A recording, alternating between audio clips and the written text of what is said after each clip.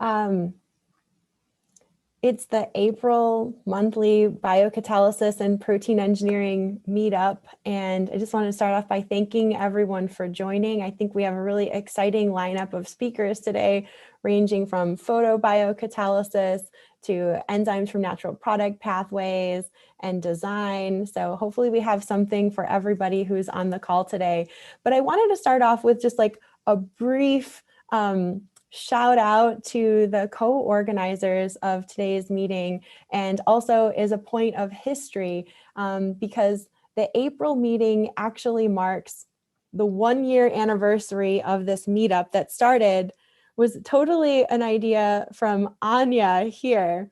And so Anya is a scientist at Merck, a badass scientist at Merck, who, when the pandemic started settling in, as she was talking to her friends in academia, recognized the need for scientists to be connected, and specifically the need for younger scientists, for students, for postdocs, for early career scientists in industry to have some type of venue to connect, share their science in this time where we weren't getting opportunities to interact in person, and conferences were getting canceled. And so Anya gathered together Anthony Green from the University of Manchester and some students from my lab and organized the first biocatalysis meetup just between our 3 groups that happened last April 2020. And then importantly, Andrew Owens, I can't get my hand here in the screen to point to Andrew, joined us and has been a really important person in organizing these meetups, and also reaching out to industry contacts to enable us to continue to do this monthly meeting, really bringing together early career scientists from industry and academia to present to this audience. So the other people that I really want to start off by thanking for this last year and the success of this online meeting are all of the speakers that have participated over the last year, who have taken the time to put together great talks, have been bold enough to share their science with this really broad audience. And finally, I want to thank the people who are tuning in every month or periodically over the last year, because we see the same names showing up, and we get lots of great questions and discourse happening, which have made this feel like a little slice of community in this time where we're all very isolated. So I just wanted to start with a shout out and a little bit on the history of this meeting. And with that, I want to pass the mic over to Sandy Schmidt, who is going to introduce today's first speaker. Sandy, want to unmute and go ahead and introduce Faiza? Yes, I will. So hello, everyone. It's my pleasure to introduce to you Faiza Özkan. Faiza was born and raised in Istanbul, Turkey. And at Istanbul University, she studied genetics and bioengineering. And after that, she was working for 2 years as a research assistant in the field of protein engineering. And in 2018, finally, she decided to start her PhD.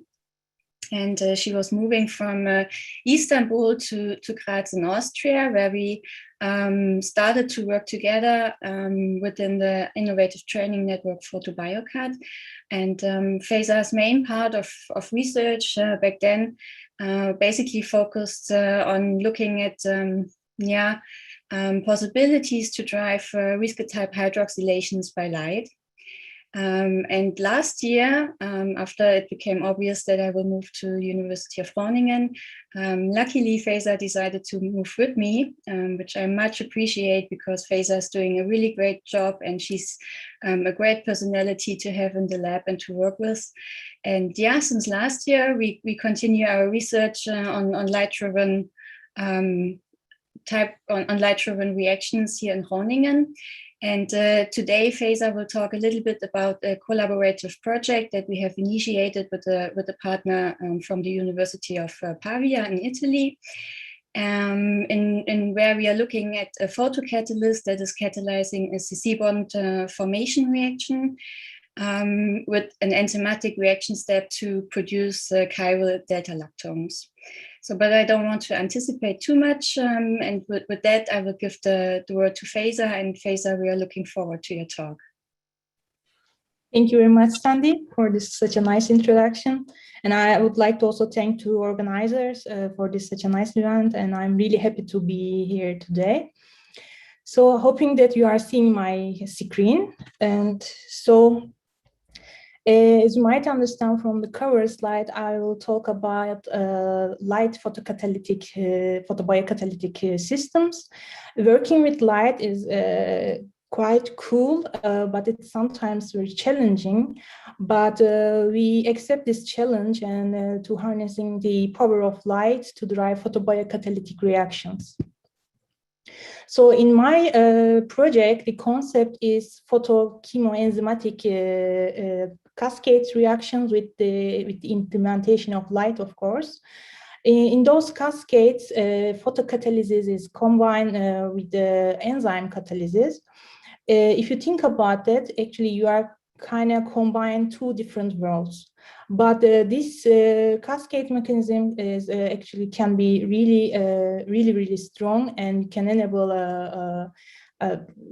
powerful reactions. If you look at that, you start with the substrate to convert to the corresponding ketone or aldehydes, and which should be functionalized to desired product. For this such a cascade reaction, first you need light and you need organophotocatalyst for the first step of the reaction. And then, of course, you need enzyme to functionalize the ketone to, for example, amines or nitriles. So I would like to show you some examples of photochemoenzymatic cascades. Here you see the sodium anthraquinone sulfonate SAS. It's a photoorganic catalyst. It's very popular catalyst for this such a cascade reactions.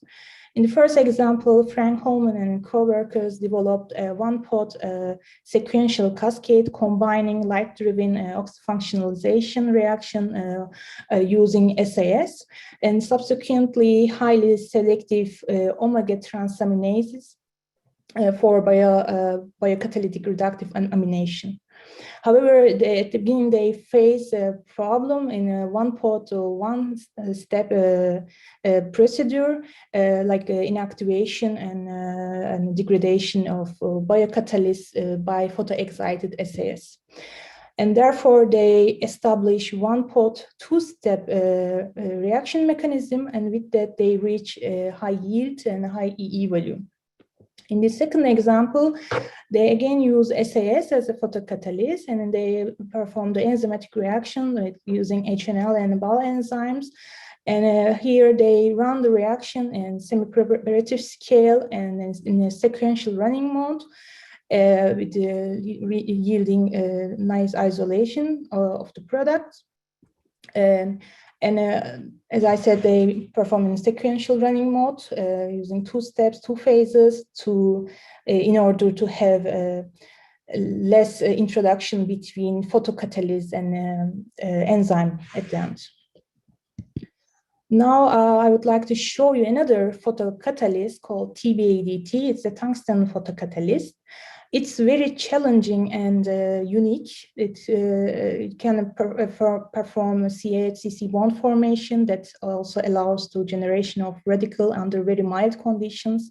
And for the reaction, you can just use small amount of this TBADT. You see the very complex structure, and it can also remain active for many catalytic cycles. Here you see the TBADT reaction before and after, and for the exudation of the photocatalyst, you need near UV light. And this characteristic blue color, actually it's very cool that you can track your reaction, that you can monitor is it working or not. Here on the right side, I would like to show you an example, the mechanism of TBADT. Actually, it's performed by our collaborator that we are together in this project. So basically, sequence starting with aldehyde with electropure olefins in the presence of TBADT. So upon light irradiation, the CH bond of heptanaldehyde was cleaved by TBADT, which is in an excited state to give acyl radical. And then this reacts with the ethyl malates to radical adducts and then hydroacylated the derivative. And during this process, also the reduced form of photocatalyst can be regenerated. So it's very cool photocatalyst. So I'm just showing you the general concept. And so because of the nice feature of the TBADT, we got interested to catalyze the CC bond formation and then the reductive reduction with the alkyl dehydrogenases to the desired products. And if I would like to show you the goal with more detail. So now you are seeing the exact substrates for the first step of the cascade reaction. I use a heptanal triphenyl propanol with the combined with methyl acrylate under UV light irradiation. And I hope that to obtain the ketones. And after obtaining the ketones, of course, our enzyme, the alkyl dehydrogenases, will take role to produce main product, which is actually spontaneous generation of lactones. For this cascade, photochemoenzymatic cascade reaction, of course, first we wanted to screen some alkyl dehydrogenases. So I tested 4 different alkyl dehydrogenases from different organisms, and also did the activity test with the ketone that already sent by our collaborator. And you can see on the graph that we were really happy that we identified active enzymes, and actually at least 2 of them show quite a high activity towards these ketones. And of course, we did extra stability tests of these alkyl dehydrogenases in the presence of aldehydes and simple acrylates, because at the beginning the idea is to perform this cascade simultaneously. And after all the results, we decided to do initial study, just testing with the alkyl dehydrogenase from Rastonia. So for the cascade reaction, of course, firstly, I need to synthesize the ketones. For that, how I'm performing the reaction. So I need of course, photocatalyst needs to dissolve in the reaction media. Here, in my cascade system, I use the reaction media having a 35% acetonitrile. Normally, in literature, they were performing this reaction in the presence of 100% acetonitrile. But of course, I needed to think about the enzymatic step. So I decreased, and then adding the aldehyde and methyl acrylate, and of course using the UV LED strips at 365 nanometer. And after the 20 hours later, we were able to form the corresponding ketones. Here you see this is the aliphatic ketone and this is the aromatic ketone. And the product concentration, yeah, we saw that the reaction is working, but the product concentration was not so high as we were estimating, because we didn't use the high percentage of acetonitrile.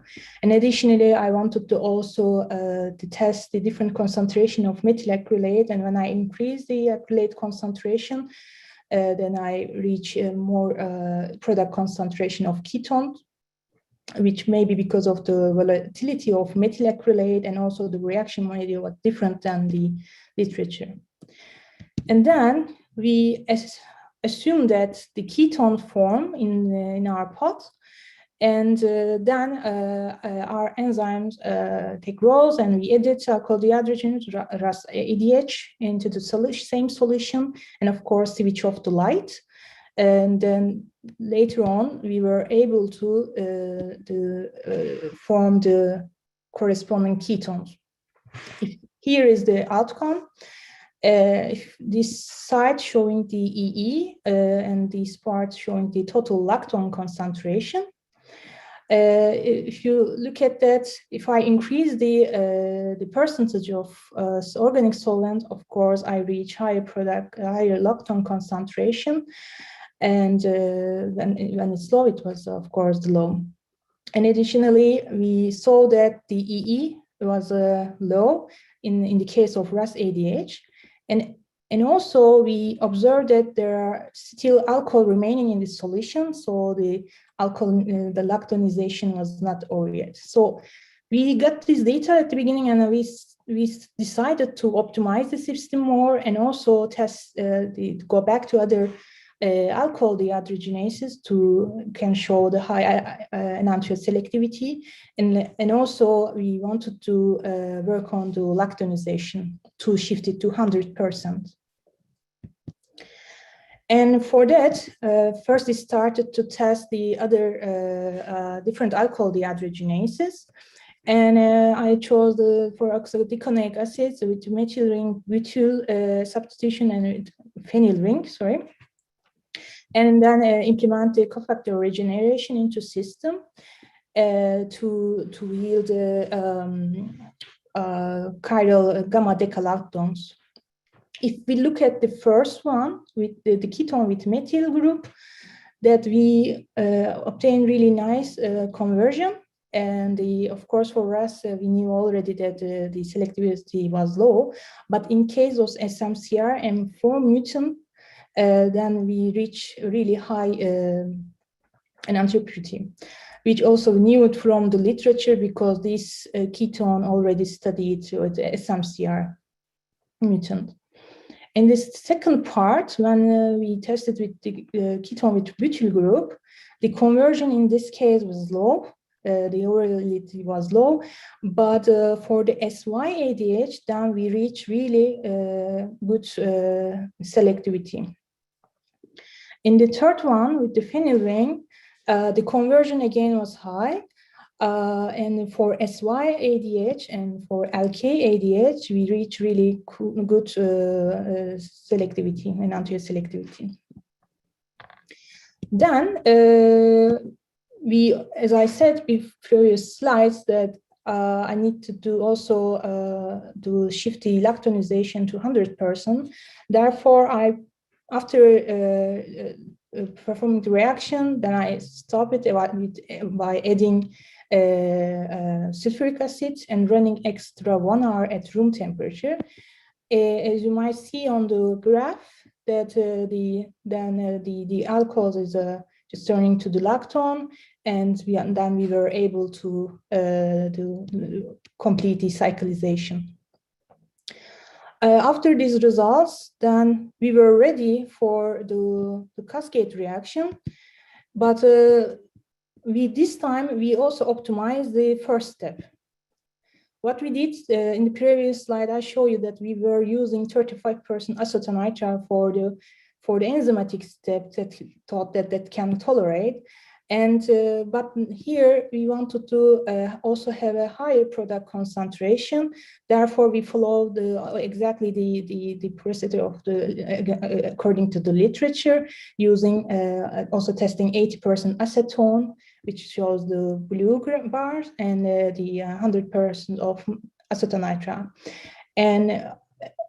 And that's for that reaction, I use heptanol, testing methyl acrylate, butyl acrylate, and phenyl acrylate. And as you see, we got really nice product concentration. Then we decided to dilute this TBADT reaction for the enzymatic step. So now you are seeing the whole photochemoenzymatic cascade and testing with the 4 different alcohol dehydrogenases. As I said, I decrease the the TBADT mixture in our main cascade reaction to 6%.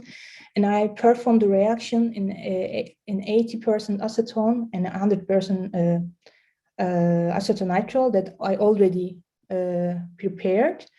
And after the cofactor generation system and using self-free extract containing alkyl dehydrogenases, and additionally also the acid addition, we formed chiral gamma lactones, especially for the SMCR mutant. We reach 95% conversion and 96 enantiomer, and in the presence of 80% acetone.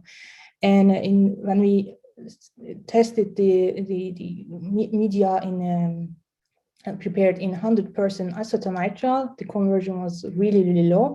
Actually, we also knew it from literature that they already tested the effect of different organic solvents, that acetone is much, much better than the acetonitrile. And for the other alkyl dehydrogenases, the acetonitrile was better than the acetone mixture. And for the second one, with the reaction with prepared with butyl acrylate, and then we again saw nice results, but as we already observed in the enzymatic reaction, the conversion was low. And for the SY and LK, we reach and also good enantiomer selectivity. In the third one, that with the phenyl ring, we perform again reaction in acetone and acetonitrile. And for RAS alkyl dehydrogenases, this time we reach really full conversion. And for the SY and LK, the conversion was low in acetone, but a nice E value. But when we switch to the acetonitrile, then we reach really high conversion and also perfect enantiomer selectivity. So those are the results that we got so far, and we are actually quite satisfied about these results because we reach really nice yielding chiral gamma decalactones and high enantiomer purity for some cases, but still we need to look for optimization to make the system a bit more better, to improve the system, maybe testing different wavelengths and also increasing the enzyme concentration can help for the optimization a bit more. So with that, I'm coming to the end of my presentation. Of course, I would like to thank firstly to my supervisor, Sandy Schmidt. It's a great pleasure to working with you. I'm really happy to having a chance working in such a cool project with you. I would like to thank to our collaborators, David Ravelli and Luca Capaldo, contacting us to give me an idea of the TBATT for is such a cool cascade mechanism. I would like to thank to other supervisor, Gerrit and Robert, the technicians, Peter, Ronald, and I would like to thank to my lab colleagues, especially to Michael Ronda. He is a really great lab partner, and I would like to thank other lab members, the ITM, the Marie Curie, the ITM project, the PhotoBioCat project that I'm in.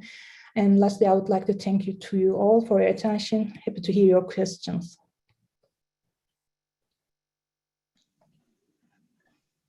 Great. So go ahead, Andrew. I was just going to say thanks so much for a great first talk, Faiza. And Andrew, do you want to go ahead and lead off the Q&A? Yeah, so it looks like Anya actually has a question, so I'll let her ask first if she wants to turn on her microphone, and then we can move to the Q&A box. Hi, Faiza. Thanks for a great talk. I was curious whether you consider taking this cascade even further and replace the cofactor regeneration by a photocatalytic cofactor regeneration that a lot of groups has been working on. I mean, yeah, I tried other also the systems, but at the end we found that the best ones was the glucose dehydrogenase from Bacillus merotherium, because we were also thinking about the stability of the enzyme.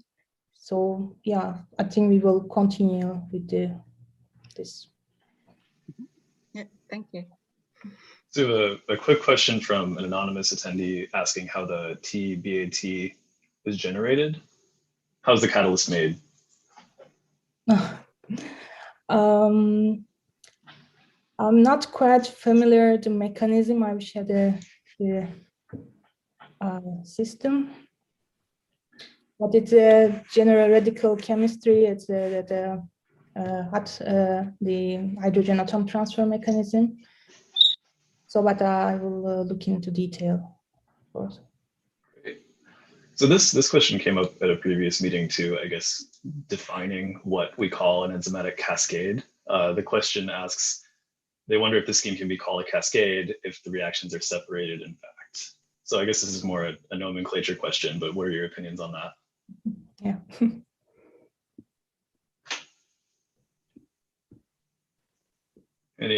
Okay. Maybe I can also comment on this, Andrew. Is that sure. Okay? Yeah.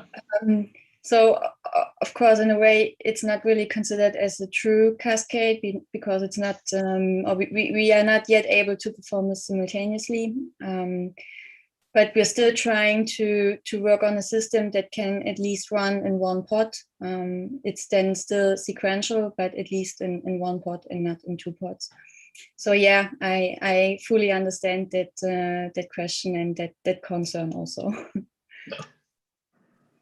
We have another question here. They were wondering, what would your guess be as the rate limiting step in your cascade reaction?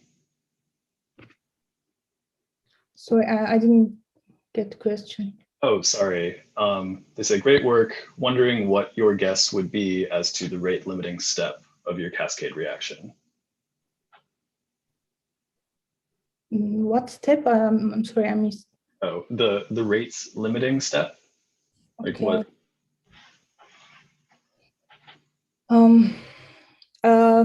The problem is, as I mentioned, this is a different laws that we need to find a good solvent for both catalysts and yeah, I mean, it's very quite challenging, and there are some limitations, but for the stability, maybe we can work with some immobilization studies and maybe biphasic systems that can that we can maybe overcome some limitation problem. And we have one last question. They want to know if the catalyst can activate non-aldehyde compounds to add double bonds. Can you use this catalyst for other things? Oh, okay. I'm not sure about this. I think I need to further experiments to figure it out. So maybe I could also add something to this. So yeah, that's possible. You can also use this for sp3 hybridized carbons, but it's less efficient. So with the aldehyde functionality, it goes actually really quick, and it's really fast, the reaction. Great. Okay. I think that's all the questions we have in the Q&A window. So I guess I'll pass it back to you, Allison, if that's all right. Thanks, Andrew, and thanks, Faiza, for a really wonderful kickoff to today's meeting. Next, I'm going to pass the mic over to Dom. Are you ready? Yep. Dom Campiano, who is going to introduce our next speaker. And I wanted to give a shout out to Dom. He's somebody who, he, like Sandy, have been people that are really consistently tuning in, and we've benefited from their questions and interaction over this last year. Okay, yeah, thanks, Alison. Thanks to you and to Anya and Andrew and Anthony for starting this and keeping it going. It's been a lifeline to many of us. So hello from Edinburgh in Scotland. The sun is shining believe me. And but I don't want to go outside yet. I want to hear some really cool biocatalysis for the next couple of hours. And it's my pleasure to introduce Catherine McKenna. And she is a grad student here in Edinburgh. She did her first degree, a master's degree in chemistry, 2012, 2017. And then she, during that time, she was down at GSK on a one-year internship, and that's where she heard about biocatalysis. So she was keen to learn biocatalysis when she came back to Edinburgh. So she came back to Edinburgh, finished her degree, a master's chemistry degree, and then was recruited into a PhD graduate program called CritiCat, looking at all types of catalysis, and she chose biocatalysis. And she's been under the joint supervision of myself and my colleague, Professor Andrew Lawrence, who's an expert synthetic organic chemist, and you'll see how that has turned out in her talk. She's due to submit her thesis in the next few months, and hopefully she's going to tell you an exciting story about a molecule that you all want to try. So I'll pass the floor over to Catherine. Thank you very much, Dom, for that nice introduction, and thank you for the opportunity to speak to you all today. So, as Dom mentioned, I'm going to share some work with you from my PhD project, looking at the design of a natural product-inspired amine donor for transaminase biocatalysts for enzymes. So before I get started, I'm sure most of you are aware, but for those who may not be, a transaminase biocatalyst can generate a chiral amine from a prochiral ketone. They do this in conjunction with the cofactor pyridoxal phosphate, which acts as an amine donor shuttle, transferring a sacrificial amine group, from the sacrificial amine donor to the prochiral ketone to generate your chiral amine, your desired product, and also a carbonyl byproduct. So chiral amines are really highly valuable building blocks for the pharmaceutical, agrochemical, and chemical industries. In fact, I think it's estimated that about 40% of FDA-approved drugs contain a chiral amine. Perhaps one of the most famous examples is that of sitagliptin, originally produced by Merck via rhodium-catalyzed route. On partnership with Codexis, they developed a transaminase biocatalyst capable of this late-stage reductive amination and enhanced enantiomer selectivity, and with a 19% total reduction in waste in comparison to the chemical process. In addition, you can also see from this Alzheimer's drug the power of these biocatalysts in producing these good yields and excellent enantiomer selectivities. Like many biocatalytic processes, transaminase enzymes are often limited by an unfavorable thermodynamic equilibrium. One strategy which has been shown in the literature over the last decade or so to be successful in overcoming this has been the choice of amine donor. So what I refer to here is some kind of chemical or physical driving force which would remove the byproduct in alignment with Le Chatelier's principle, pushing the thermodynamic equilibrium in favour of the production of the chiral amine. So these are just some examples of the amine donors which have been present in the literature. So it's not an extensive coverage, but just a few to show you what I mean. So isopropylamine, as I'm sure you're aware from sitagliptin synthesis, is cheap, commercially available, and the byproduct acetone can easily be driven off from the reaction. We've got these colorimetric amine donors from the Hales and O'Reilly groups, whereby the colorimetric byproducts are excellent for screening new transaminase activity. And lately we have cadaverine, this natural product amine donor, which at high pH can drive the formation of this trimer, which aids the thermodynamic equilibrium. So while each of these amine donors have unique applications, there are some drawbacks. So for example, isopropylamine is not widely accepted by particularly wild type transaminase biocatalysts. And in addition, the volatility which we exploit to evaporate acetone can also remove volatile desired products from the reaction mixture as well. The high pH required for cadaverine, as we know, most biocatalysts tend to prefer near physiological conditions. So we aim to draw inspiration from the advantages of these amine donors and hopefully synthesize a new amine donor which might overcome some of these limitations. So we look to nature for inspiration, in particular the natural product N-cargrenine B.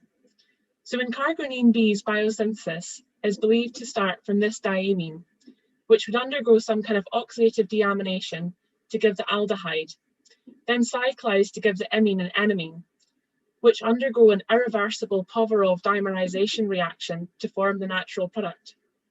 the Lawrence group completed the biomimetic synthesis of this natural product.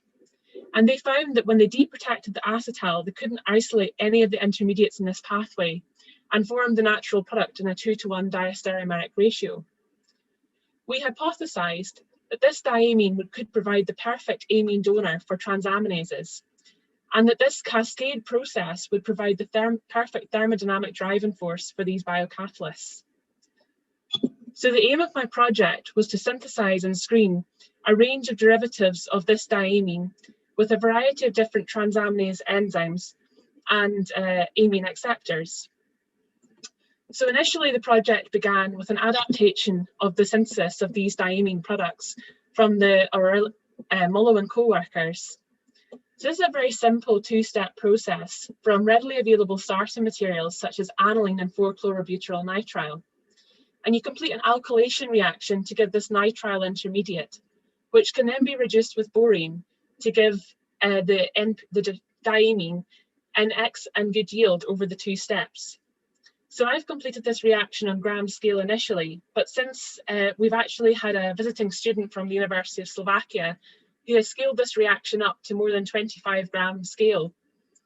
And we've yielded this N-phenylputrescine, which is the simplest of the derivatives, which actually turned out to be the best amine donor. So from now on, I'm going to refer to it as NPP. So to begin with, we looked at NPP's activity with wild-type transaminases. And in particular, I looked to the L-amino acid oxidase coupled assay. So the reason for this was I could easily slot in different diamine or amine donor derivatives and screen these with this Halomys elongata transaminase, which was kindly provided by the Paradisi group. In this assay, I'm using pyruvate as the amine acceptor. So on transamination of the pyruvate, you generate L-alanine.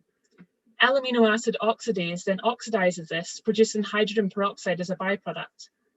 The hydrogen peroxide then oxidizes the orthodianisodine dye and produces this conjugated species, which is orange-red color in solution, which you can monitor at 436 nanometers. So using this assay, I was able to probe Michaelis-Menten kinetics for this NPP amine donor. So you can see here from the graph on the left, the pale kind of green line at the bottom is the no donor control, up to 20 millimolar of NPP with the dark green line.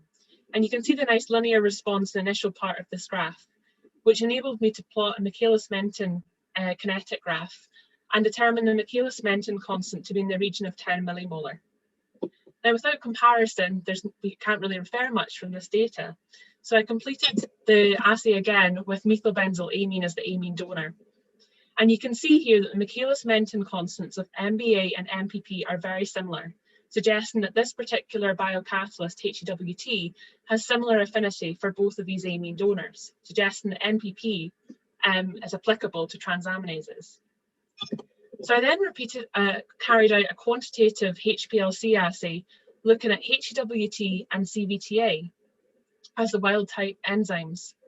And you can see here we're using acetophenone this time as the amine acceptor. And I'm monitoring the production of methylbenzylamine by HPLC. In this assay, I'm getting about 50% yield for both these wild type biocatalysts, which was really promising. I then wanted to look at NPP's applicability with a much wider panel of transaminase biocatalysts. And we were kindly provided the Codexis library of the 24 transaminase enzymes. So I carried out a screen with benzaldehyde shown here in blue, detecting benzylamine, and with acetophenone, where methylbenzylamine relative yields are shown here in green. And what you can see is across the board, 23 of the 24 commercial transaminases show activity with NPP under these cooperative reaction conditions. The only transaminase not to give any activity at all was this 007. What I also noticed was that there seemed to be a precipitate forming in correlation to activity. So as I mentioned, 007, which shows no activity with NPP, we've got this kind of pale yellow solution, which is also similar to that of the no donor and no enzyme controls. However, for ATA113, where we've got a good activity shown, you can see the formation of this kind of white precipitate. So I scaled this reaction up and isolated the precipitate and confirmed by NMR that this was the hypothesized derivative of the natural product. And in addition, this kind of provides a physical driving force through the precipitation of this byproduct.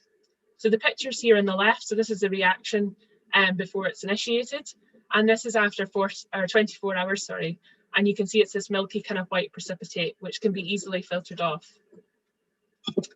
By NMR, you can see the benzylic proton, which indicates this mixture of diastereomers, and you can see here the precipitate on isolation in the vial.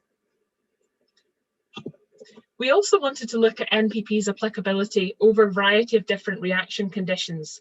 As I mentioned in the introduction, this is something that can often be a drawback to amine donors. So I explored NPP's activity across a variety of different pHs from 6 to 11 and temperatures from 20 degrees up to 45.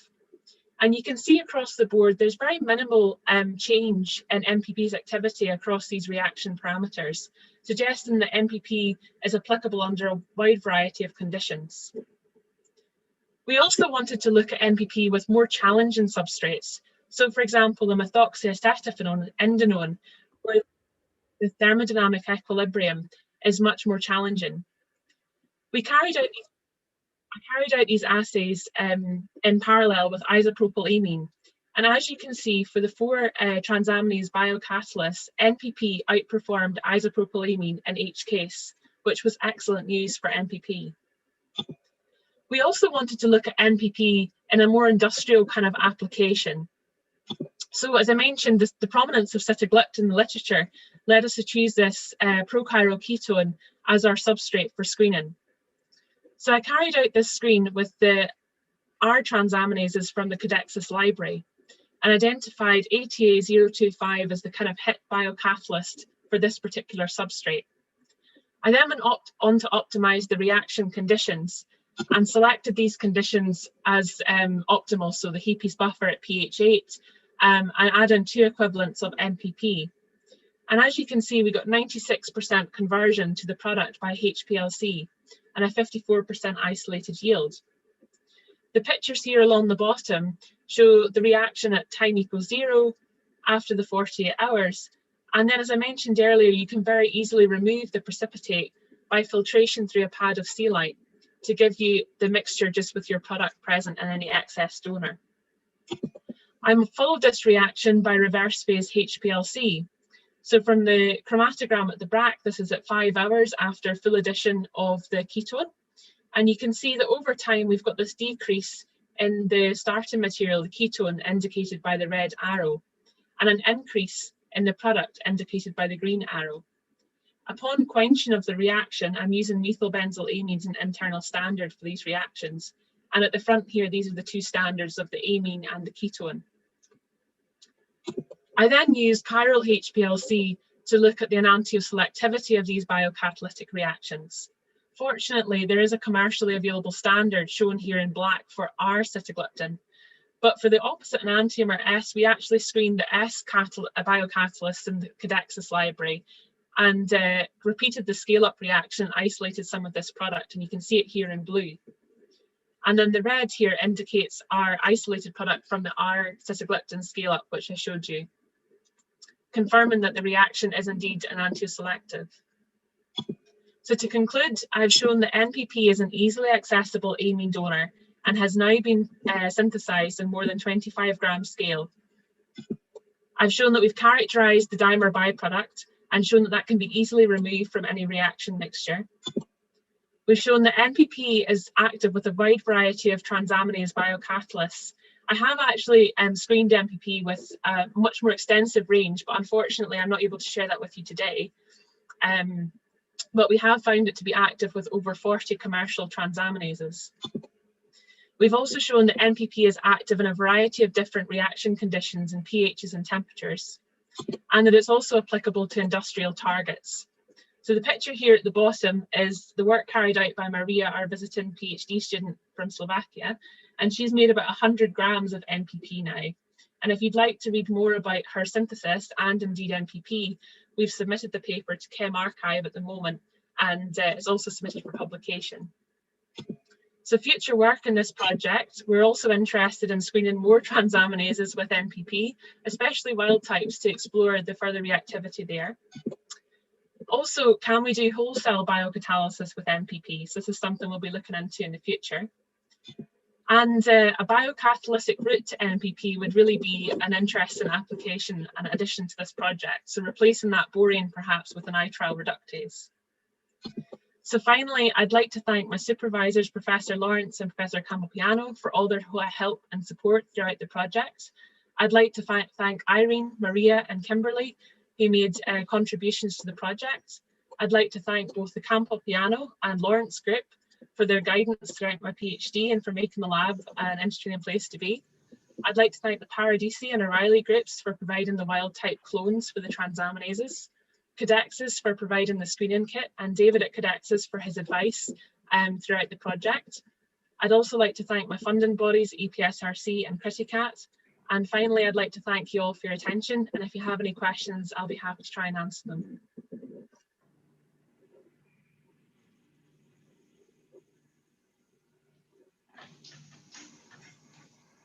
Great. So we have a question from Wolfgang on the panel. So Wolfgang, if you want to unmute yourself and ask, go right ahead. Thank you very much, and thank you for your presentation. I have a few questions. Maybe the first is rather simple and short.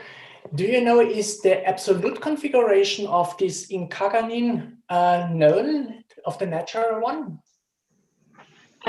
Sorry, Incarg, I'll just go back to the slide. You had it at the very beginning, but there was no absolute configuration shown. So I wonder whether it is known from nature, in nature.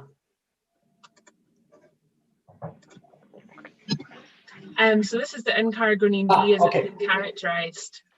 Okay. And this is the unnatural kind of diastereomer. So I don't think this one has actually been isolated as a natural product. And at the moment, the kind of bioactivity of these compounds is unknown.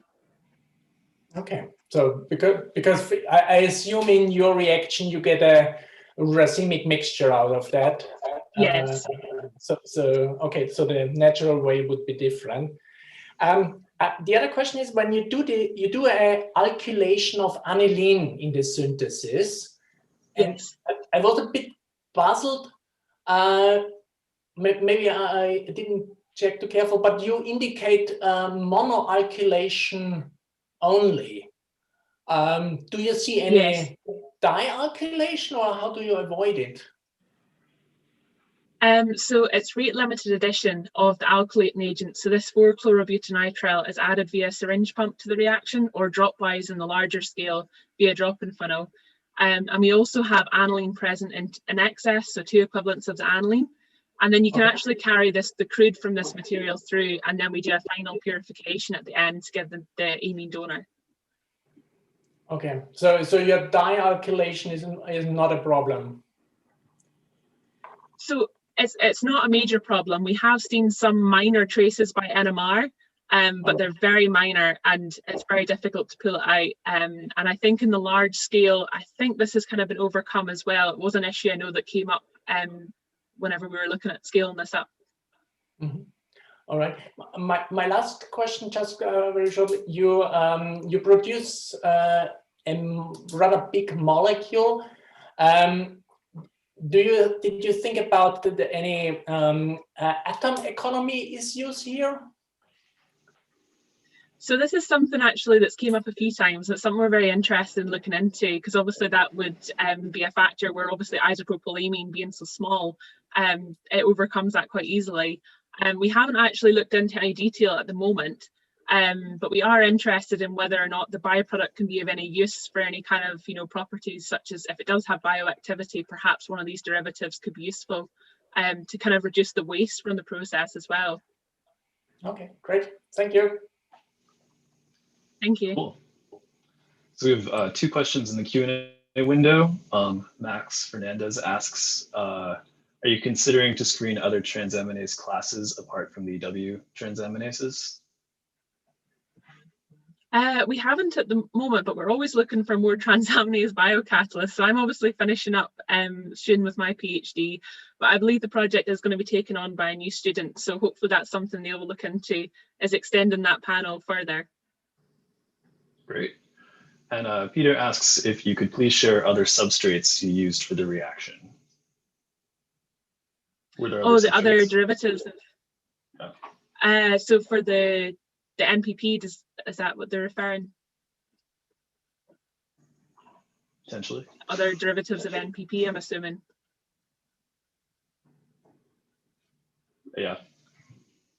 Okay, I'll assume that. Yeah, so we have actually looked into, so the natural product has that kind of, without the sugar on it, it's the kind of hydroxyl ethyl substituent. So I have screened that one as well. I did find the simplest one with the proton in that para position has been the best of the derivatives I've so far looked into. We are exploring others, and hopefully we can discuss those soon.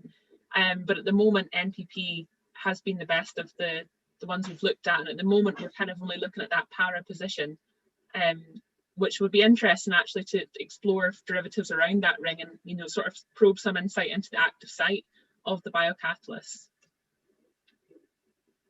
Great. We have one last one that came in. Could you please discuss the screening assay that you used? The screening assay.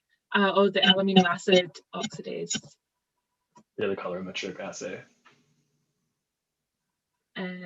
Yes, so basically there's not many assays for screening the amine donors with the transaminases. Most of them look at the amine acceptor, the ketone. So for this, it enabled me to basically change the amine substrate. So you prepare a reaction mixture with all these components, and then you can put in different amine donors and explore the kind of activity.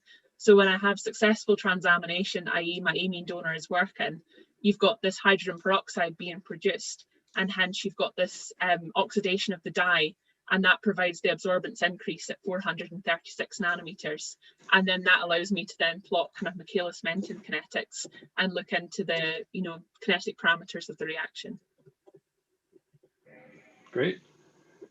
Maybe Andrew, can I just ask Catherine one question? Really nice talk, Catherine. It's great work. Thank you. Just on your kinetics, was I right in thinking there was a lag phase in your reactions? And if so, what do you know what causes that? So there is a little bit of a lag at the start. I imagine it's because it's the coupled process. So just getting started, you know, what we're monitoring is this last step here that's catalyzed by horseradish peroxidase.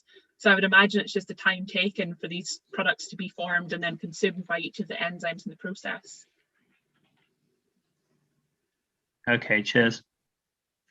No problem. Seems to be all the questions we have. So Alison, do you want to move us to the next? I believe we have a talk about, or an announcement.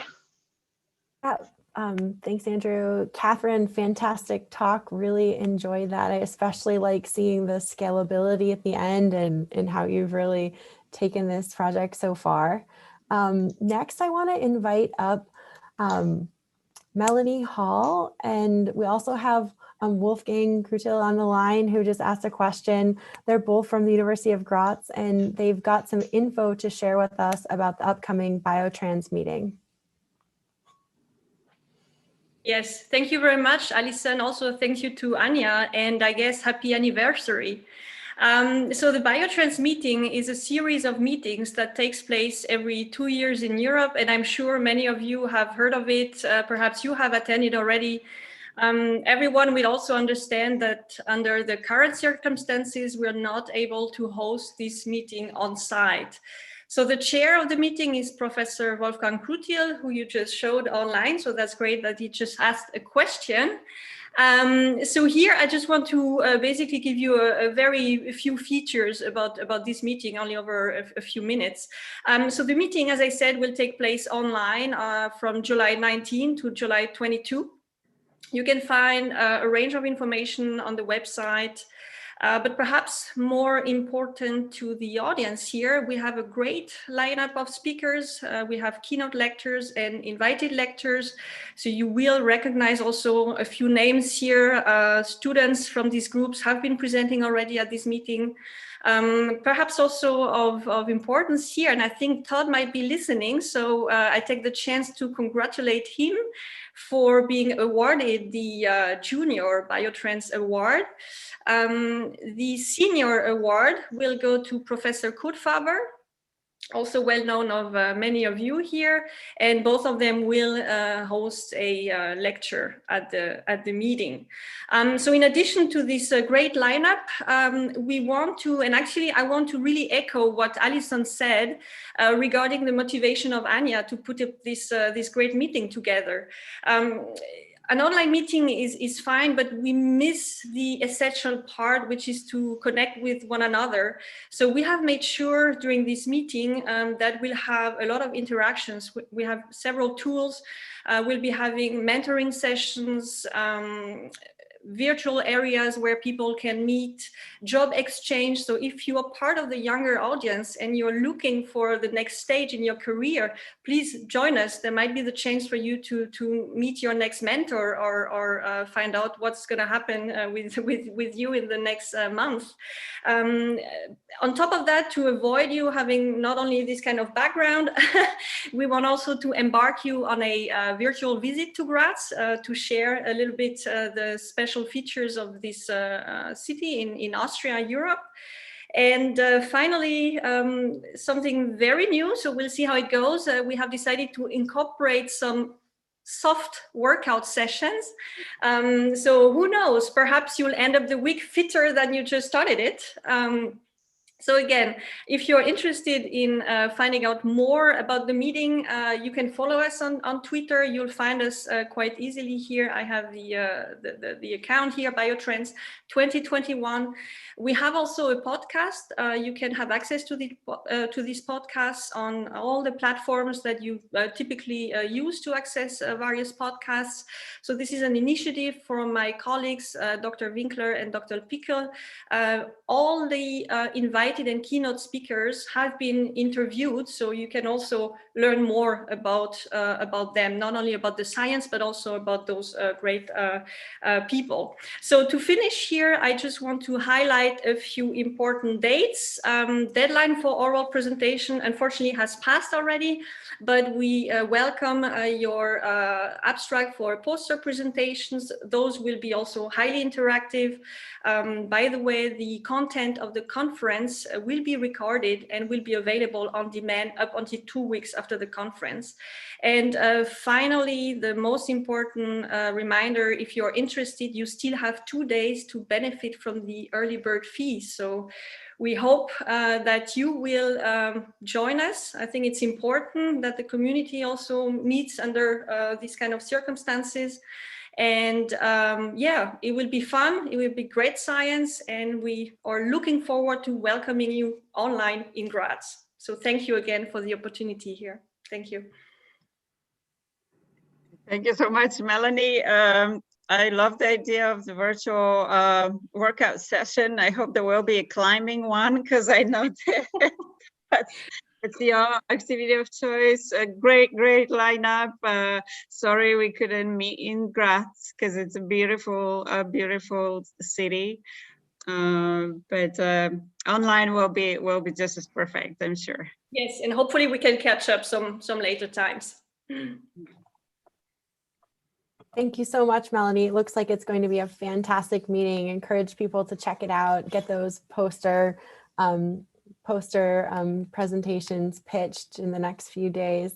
Okay, so our third speaker today is from Professor Andrew Buller's lab at the University of Wisconsin. Andrew, we're really excited to have a talk from your lab today. So do you want to go ahead and introduce your the next speaker? Yes, thank you, Allison. Thank you all for attending and for the invitation. It's my pleasure to get to introduce John Ellis from my lab. John is a native of Kansas, which is one of the states in the middle of the country. I grew up in one of those states too, so we always like to say that Kansas is like flatter than Iowa, where I grew up from. Anyway, John did his BS in biochemistry at Wichita State University in Kansas, where he stayed to do a master's in chemistry we were very lucky to attract him to UW-Madison for graduate school. He joined my lab as one of the foundational members, and I think many of us can recognize that it takes a special kind of student, a certain kind of daring to join a group when it's right at its inception. And I am like tremendously lucky to have had John and the rest of his cohort help start our group off on the right foot. So I'm not going to take any more of John's time.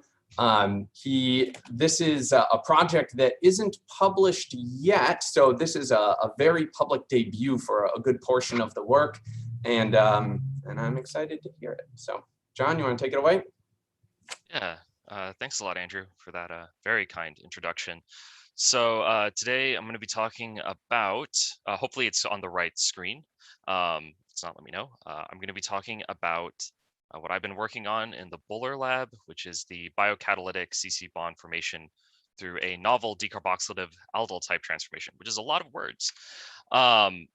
So just to give a bit of background on the importance of this project, CC bond forming reactions are really crucial in organic synthesis and in particular medicinal chemistry. So here is just a review that I pulled up from the Journal of Medicinal Chemistry, and I've highlighted in blue some of the core CC bond forming reactions that are used really frequently in medchem, and we can see that there's not a lot of blue on this chart. There's not a lot of CC bond forming reactions, and most of these are pretty much workhorse reactions in medchem. I think I was quoted when I was doing my internship at Eli Lilly that 1,000 Suzuki Miura couplings are run, basically every week. And so Suzuki's are important, and I think this really highlights that we need CC bond forming reactions. There just aren't a lot of them that are widely used, though. However, nature also needs CC bond forming reactions, and nature uses many routes to make CC bonds. And I think we are, depending on whose lab you're in, you have probably a favorite enzyme or two that can maybe do some CC bond forming reactions, but a lot of these reactions have a common problem. Enzymes are great. They overcome a lot of challenges, but they do have challenges of their own.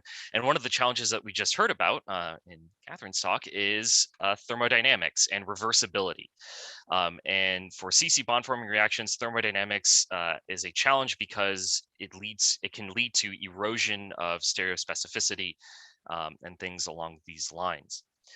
And so nature obviously has to overcome this challenge. And so the way that nature does this, or one of the ways that nature does this, is through things like metabolic flux. If you remove the starting or the product from the reaction and shuttle it down a pathway, it can't go in reverse anymore. And in particular, nature employs thermodynamic sinks and irreversible transformations, which kind of act as one-way check valves through these metabolic fluxes. In blue, this is just central metabolism here, and in blue, I've highlighted reactions which produce CO2. When you make when you rip a CO2 off of a starting material, the CO2 leaves. That transformation is effectively irreversible and locks in the stereochemistry that you've generated, which is kind of cool. And so nature really does use this just menagerie of enzymes to achieve beautiful chemistry. And so I would like to introduce a platypus from this menagerie, USTD. And so the reason why I call it a platypus is because USTD is a PLP-dependent enzyme from the eusiloxin B biosynthetic pathway, whose closest sequence homologs and kind of family are cysteine desulfurases, but who catalyzes a decarboxylation of the side chain of L-aspartate to form a putative enamine to install an amino acid moiety into eusiloxin B precursor, thus making a CC bond forming reaction. And so this reaction is really cool. I think it installs this amino acid handle. It uses CO2 as a driving force, a thermodynamic driving force, and the large size of the native reaction kind of keyed us in that this might be a highly promiscuous enzyme. And so Andrew and I both thought that this would be worthy of exploration. and to go on a quest to convert or to make USD into a very useful biocatalytic platform. And so the stuff that I'm going to be going over today with USCD, we're going to talk about a bit of the initial testing that happened with USCD, then briefly some reaction optimization that was done, and then thing that I really like doing, protein engineering, the substrate scope for USCD, and then some a twist on protein engineering, some computational engineering for this. So to start out with, the native substrate for USD reaction is pretty big and pretty unwieldy to get a hold of. And so we went for broke and decided to try and see if USD could catalyze a reaction with benzaldehyde to form this gamma hydroxy homophenylalanine type molecule. And so thankfully, first things first, we got to see if we can even express and purify the enzyme. And we do get enzyme at a modest 8.5 milligrams of protein per liter culture. And so then we ran some test reactions. We monitor all of our reactions by UPLCMS in this case. And so we were pleased to see that USD was able to catalyze the formation of the desired product. We were also able to scale this up a little bit and get an NMR. And the kind of neat thing here is that we only observe one diastereomer by NMR. And we were able to isolate this product at 51% yield. And so this was very promising to us. And definitely made us move forward. Eric Junis, the undergrad that worked in our lab and worked on USD, took it upon himself to make the parabromo product. And the cool thing about this is we can use small molecule crystallography on this product and actually determine the absolute configuration. And the absolute configuration of the non-native product is the same as the native reaction, which is kind of cool.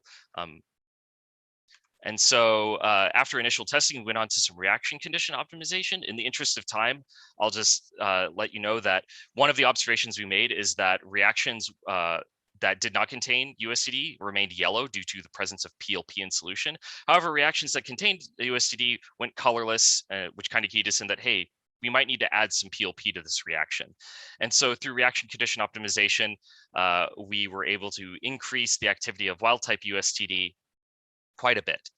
And so then this leads us into some protein engineering because USD works well, but we can always make it work better with engineering. And this was a pretty cool story. So first, I will note that the total turnover numbers don't match the two to the previous slide, and that's because the quantitation that was done in this stage to compare the lineage of USTD was done with different reaction conditions. So I apologize for that discrepancy. But to start out with, USD wild type does a pretty good transformation. We explored some saturation mutagenesis and managed to find a hit C392L, which boosted the activity of the enzyme. However, as we were doing this, we were not getting too much luck. And so Prashant Kumar in our lab took it upon himself to do some global random mutagenesis, where I asked him if he could do some of this. And serendipitously, he found randomly L393M is an activating variant. These were found basically at the same time. And so this kind of keyed us in that this loop region, here's a homology model of USTD, might be a hotspot for mutagenesis. And so we decided to do a targeted library at this loop and found two new variants, which we've dubbed TLM and FVF. So including another neighboring residue in these mutations. And the thing that's very striking to me, at least, is that these are very different in sequence and in sterics as far as the loop region is concerned, right? Having two phenylalanines is very different compared to basically adding a threonine mutation onto the previous hits. And so this was really intriguing to us and kind of keyed us in that maybe FVF could have some different selectivity. And so we took both of these variants along for the ride to test out the substrate scope. So now we have our new and improved variants. So to analyze the substrate scope, while we only observed one diastereomer by NMR, NMR is not the most sensitive technique on the planet. And so we decided to develop a Marfe's reagent-based assay for a dual-purpose quantitation, where we could use it as a chiral shift reagent to maybe pull apart some hidden diastereomers, as well as quantitate the products that we formed. And so how this works is we just do a normal analytical scale enzymatic reaction. We then take a small sample from that enzymatic reaction and subject it to Marfe's reagent. So this is Marfe's reagent here. And the nice thing about this is that this dinitro diamino arene core, the chromophore here, is common amongst all of the reactions that we would be doing. So it is a common chromophore, and we can kind of try and put everything on the same playing field. It's also a great chromophore, and so we can start seeing really low level product formation. And so we actually did, in the case of this benzaldehyde reaction, we were able to observe a second diastereomer using this Marfe's reagent, which we were unable to observe before by just the absorption of the native of the product alone without derivatization. And so we went on to really assess the substrate scope of wild type USTD as well as the two variants that we came up with. Shout out to Alwyn McDonald for helping me out with the Marfe's assay here at the start. I was really struggling with it.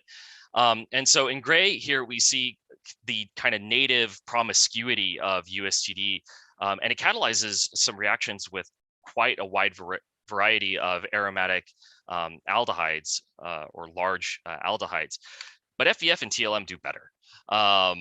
And so we see almost universal increase in activity. There's a couple exceptions, of course. And the other kind of cool thing is USTD doesn't just work for aromatic aldehydes, it also works with aliphatic aldehydes, which is really exciting. That it works on such a wide variety of aldehydes and catalyzes a wide variety of reactions. And so we could see all of these at analytical scale, but it would be nice to make some molecules and get them in a vial. And so to facilitate this process, we worked on a reaction telescoping technique in which this is a one-pot, two-step reaction where we do not isolate the intermediate product.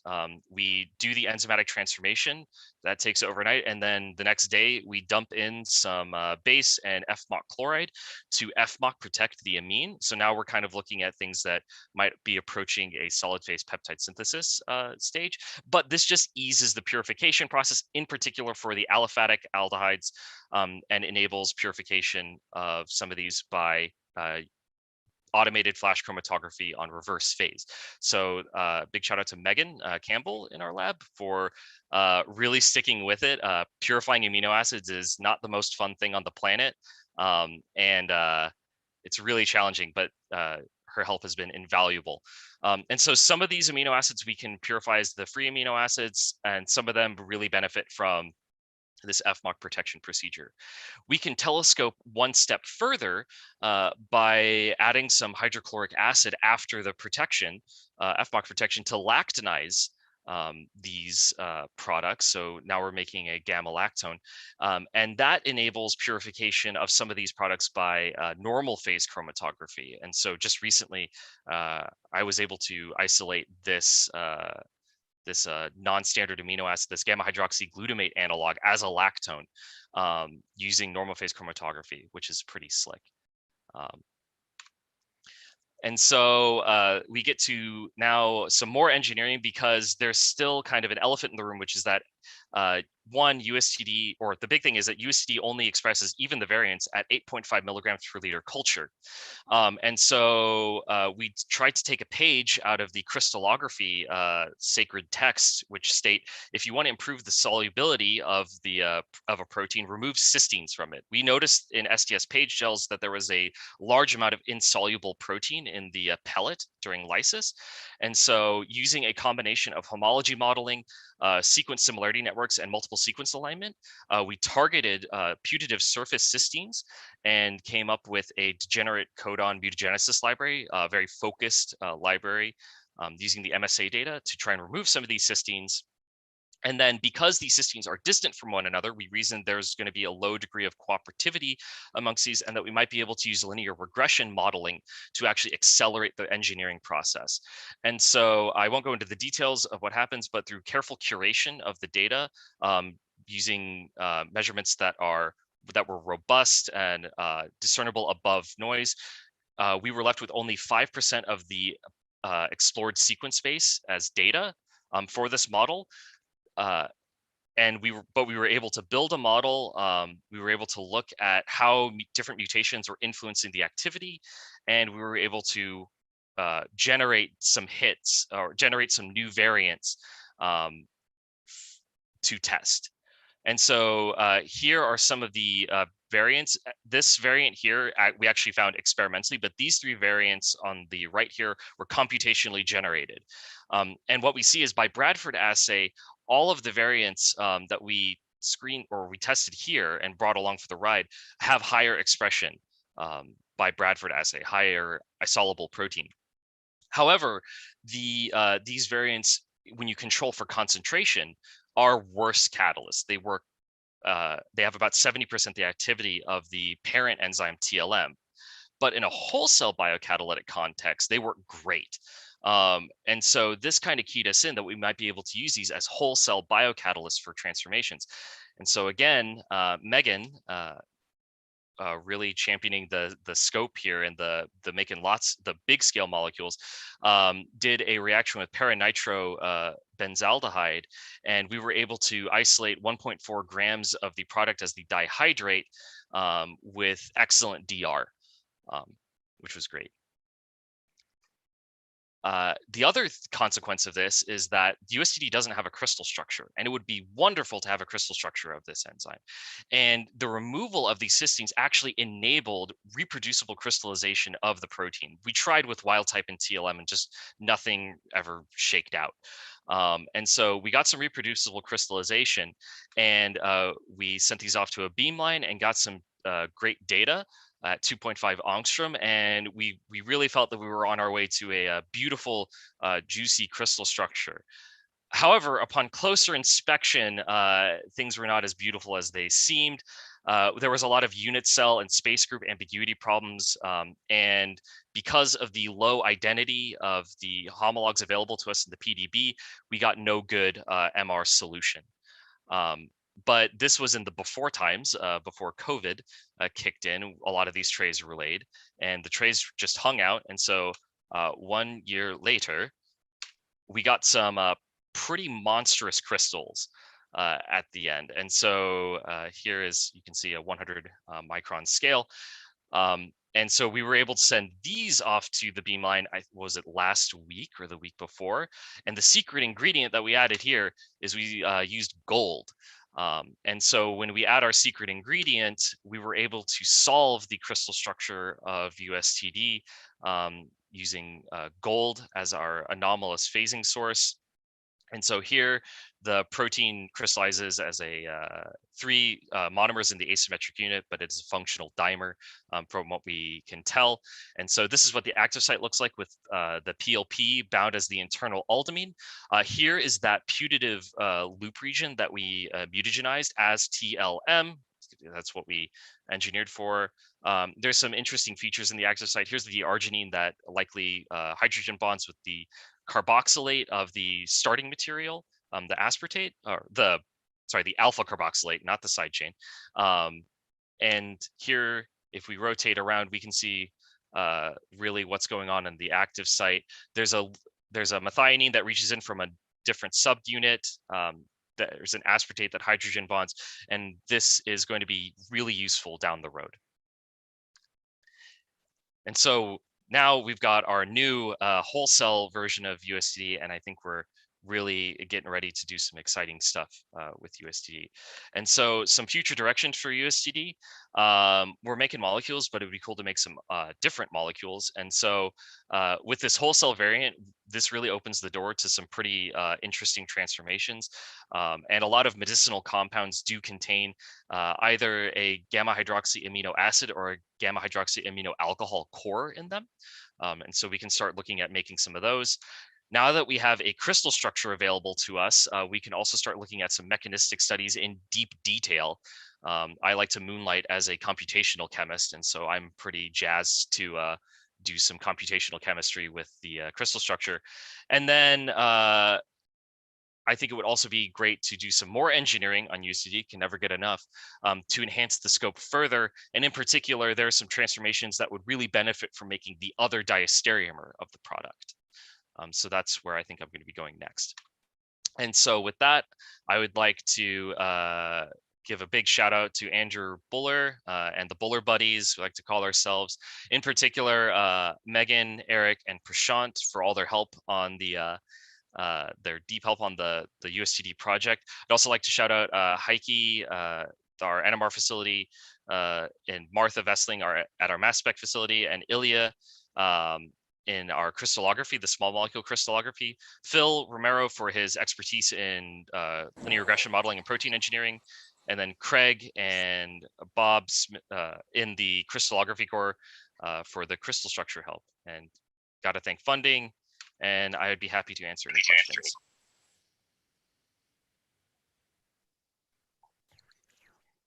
Okay, thanks very much, Jonathan, for a great talk. I think Andrew might have stepped out, so I can take over a little bit. So we have a question from Nick Turner. Nick, I've promoted you to a panelist if you want to ask it live. Thanks, Anthony. Can you hear me? Yeah, perfect. Good, great talk, John. Very nice results, a really nice new enzyme. So I have a simple question, I think. Have you tried using imines rather than aldehydes as electrophiles? I'm trying to remember back. So we've been trying some new things along those lines. We tried our initial attempts. We tried using imines derived from hydroxylamine, but then found out the hard way that that tends to strip the cofactor out of the active site. But it's definitely on our table of things to try. I was thinking you could try cyclic amines, you could try generating amines in situ by oxidation of amines, using enzymes, oxidases. So there's just so few enzymes that make carbon-carbon bonds using imines as electrophiles in a general sense. And your enzyme, you never know, you might get lucky and it might work with imines, and that would give you a really interesting motif that would be difficult to synthesize by alternative approaches. Yeah, for sure. I definitely think it'll be in the near future for USTD. Wolfgang, I think you have a question. Yes, I have again a question. Great talk and congratulations to this highly interesting enzyme. I'm really fascinated by this reaction. I was wondering, and I got a bit puzzled, do you know about the mechanism? Because the reason is you have PLP in there, and then somehow it implies that it might be similar to this tryptophan synthesis or tyrosine phenol synthesis. But there you have the enamine, which is acting actually as an electrophile. But in your case, it must be a nucleophile. So this puzzles me. Yeah. So USDD is kind of the not evil twin, but like it's the opposite side of the coin for TRPB. So while TRPB forms a highly electrophilic amino acrylate intermediate, USDD, although we haven't done a huge amount of actual mechanistic studies, the proposed mechanism by Ying Ye for the original proposal is indeed an enamine. And so you decarboxylate the side chain of USDD, and that brings the electrons down and delocalizes through the ring. I unfortunately don't have a slide to show this. And so, yeah, you're spot on that. What we think is that there is a putative enamine intermediate that is what is driving all of this. Wouldn't that be an Umpolung actually? But anyway, we would need to draw down there. Okay. There's an additional set of electrons that pumps into the cofactor that makes it different from the amino acrylate of the tyrosine phenol lyase and tryptophan synthase. Okay. So there is an electronic difference. It's not just kind of like pulling some enzyme magic or something. Okay, thanks. Jonathan, maybe I could ask a question. So first of all, great talk. Yeah, very exciting enzyme. So I guess it's kind of a two-part question. So what happens to the aspartic acid in the absence of an aldehyde? And what's the mechanism to avoid how does it regulate to avoid decarboxylation in the absence of aldehyde? Because some of your aldehydes are obviously very non-natural. Yeah. So we, in the absence of aldehyde, you do see alanine formation in the kind of classic aspartate beta decarboxylase fashion. As far as how the enzyme avoids this and is able to, actually facilitate the reaction without just picking up a proton from the environment to form alanine, we're not entirely sure yet.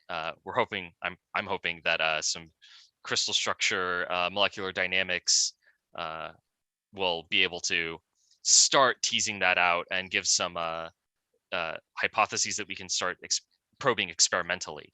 But the precise mechanism, I can't say. So is alanine also a substrate for the enzyme then? Can you do the CC formation from alanine? So I think if I recall, it's been quite a while. I think we tried that really early on just to see. Alanine does bind. We can observe binding of alanine by UV vis and watching how PLP's spectra changes. But we didn't observe turnovers, so it can't go backwards.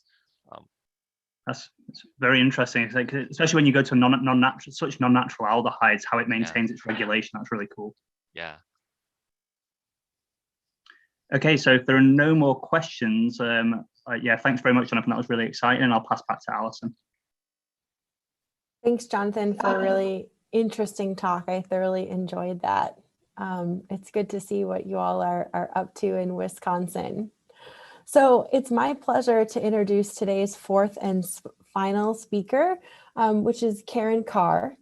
So a little bit of background on Karen. She got her PhD from the University of Kansas there in their Center for Computational Biology, where her studies were focused on using Rosetta molecular modeling to model dynamics of proteins, specifically looking at how proteins bind small molecules.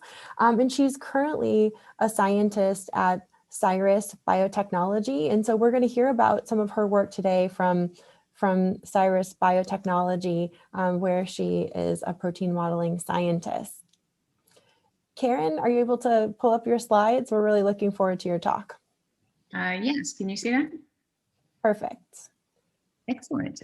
Thank you for inviting me. I'm excited to talk a little bit. So this is a very different talk than the last three because I'm focusing on the protein modeling, the protein design parts of it. So as Alison mentioned, my background, I got my PhD in a Rosetta lab, so I learned how to use Rosetta to do some very specific protocols for protein modeling. But today I'm going to be describing a enzyme design method example using the Rosetta molecular modeling suite. So I'm showing an example instead of some actual data that we've done because we're a small biotech and we're not allowed to share any of the things we've done for people or with people. So I've just used this example of taking alpha amylase, and I'm going through the protocol of how I would generate a library of stabilizing mutations for testing in the wet lab. And of course, enzyme stabilization is super useful for a lot of different goals. In the last talk, they were talking about the need to stabilize the enzyme so that it can express a lot more. That's a pretty common thing that comes up. A lot of people need to do a lot of manufacturing and storage, so that's a key component that stabilization can help. But then people who are working on making designs in the active site of an enzyme to change the substrate specificity or change the activity of the enzyme, a lot of times it's extremely useful to start with just finding some stabilizing mutations for the enzyme. So then you have a good stable enzyme so that if you're creating active site mutations that are very helpful but turn out to destabilize in the protein, it makes your enzyme much more compatible with those sort of things. So you can make much more aggressive possible mutations if you start with a stabilized enzyme. So we're using the Rosetta molecular modeling suite, and I've been in the Rosetta community for about 11 or 12 years now. So Rosetta is a very wide range of suite of data or libraries that can help you model for a lot of different functions. So some people do GPCRs or membrane proteins or antibodies, and there's definitely several enzyme labs in the Rosetta community. But the cool thing about Rosetta is it's got so many codes you can mix and match to really tweak to your specific goal. But since it's so broad, it's pretty hard to learn a specific function. So one of the things my company has done is created some software that took the most commonly used protocols and it created an online GUI. So it's very push button. So I'm going to show you an enzyme exomics sample using this online GUI here, which is called Cyrus Bench. So this is just an overview. I'm going to talk about Rosetta a little bit, and then specific Rosetta tools in Bench that are used for stabilization or other enzyme modeling goals. And then I'm just going to show in this example some enzyme structure preparation, either optimization of a crystal structure or structure prediction if you don't have a crystal structure. And then I'm going to talk about the actual mutational sampling. And I'm going to specifically talk about finding single point mutations with scanning, site saturation mutagenesis, or a combination method to like choose a region of your protein and sample a bunch of mutations to find combinations that stabilize. Okay, so moving on, first off, Rosetta. Rosetta's been around for 20 plus years. It's got a lot of great code for protein modeling, and one of the key features is the Rosetta enzyme, the Rosetta energy score term. So the Rosetta score terms, there's a lot of variations you can use, but the default version looks at all the atoms in your protein, looks at the bond lengths and the bond angles and how close each atom is to each other, and makes physics-based score on a conformation. And it also uses statistics-based things like a side chain conformation. There are certain conformations that are most prevalent in the PDB. So how similar are your conformations to those things found in the PDB? So all these things combined will get one score term. And so these are incredibly useful in defining whether a mutation is good or a conformational change is good. So and the score term is updated quite regularly based on new experimental information. There are a lot of other things you can do to analyze a structure in Rosetta. Most of these here are things that we can do on a fee-for-service basis, and I'm not in the default Bench GUI, but because there's just so much in Rosetta, we can't put everything in the handy GUI. Another thing that's a real powerhouse behind Rosetta is the use of the Monte Carlo simulation. So whenever it's sampling conformations or sampling mutations, it goes through this step. For stage one, you go through some sort of change, and that could be just sliding their things through their range of motion a little bit, or it could try some big jumps. So then it uses the Rosetta integrating function to score that change, and then it uses the Metropolis criteria to decide if it will accept that change. If the score gets better, it always accepts it.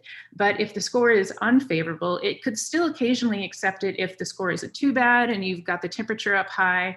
So this is really key because it allows you to get out of those energetic hurdles. So you can really jump around in the search space and sample some things over here and then sample some things over here. So this is one of the key things that allows Rosetta to basically cheat, and compared to things like molecular dynamics that really has to slide through like physics-based movement. So a lot of the protocols use Monte Carlo. So next, I just want to look at the concept of optimization of a crystal structure. So when you're going to do design, you want to have like a high resolution crystal structure in the best case scenario. But even though you've got a really good crystal structure, you'll still want to optimize that structure a little bit, because a crystal is not what the normal native conformation of your protein is 100%, because you've got crystal packing artifacts, or whatever the crystal conditions were, it might shift things around a little bit. So one of the first things things we like to do with a crystal structure is run the relax protocol. So relax is just a great way to take your protein, wiggle it around a bit using this Monte Carlo approach and find a nearby energetic minimum. So here's just an example showing two crystal structures of the same protein, one in blue cartoon, one in red cartoon.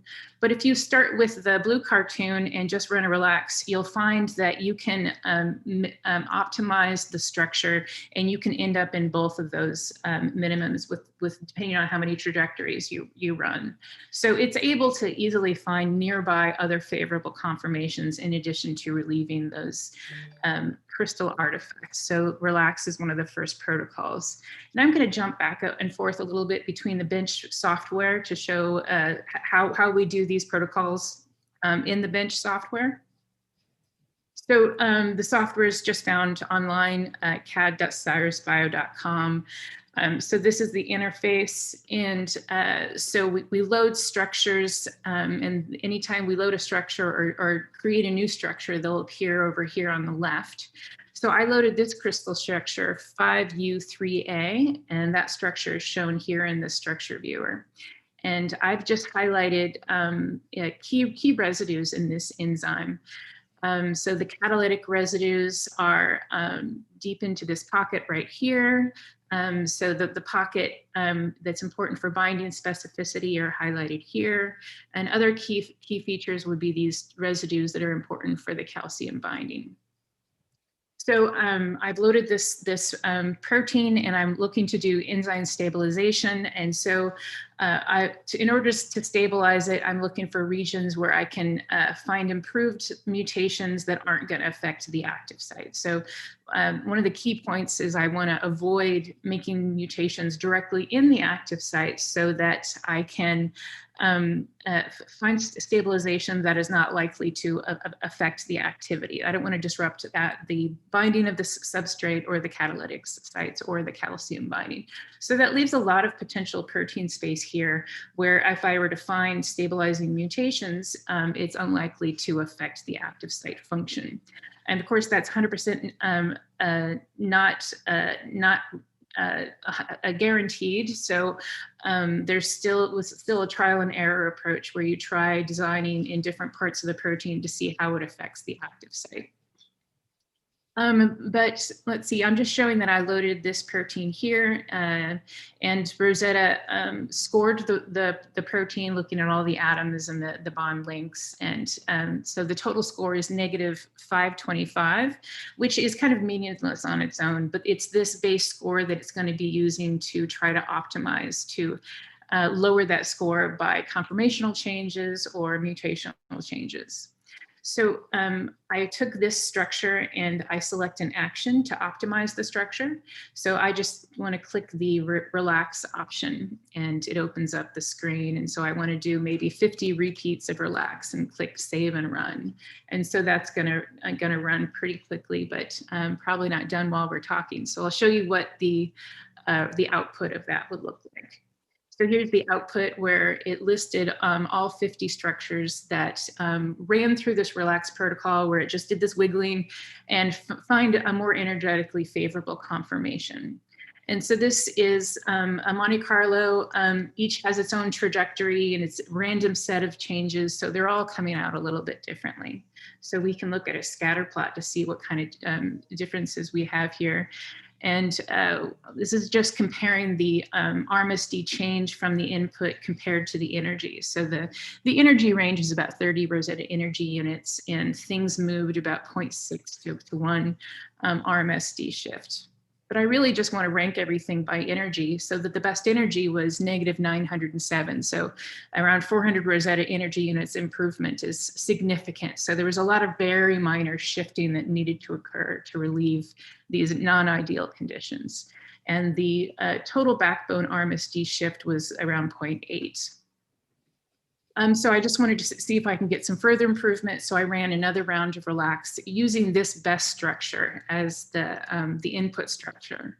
So I think I ran 20 repeats on this one. So I didn't think I needed a lot of trajectories, and we just got about 4 Rosetta energy units improvement. So I just moved that final structure to its own little folder, so we can see that this is the best structure energetically, and that's a good starting point for running design.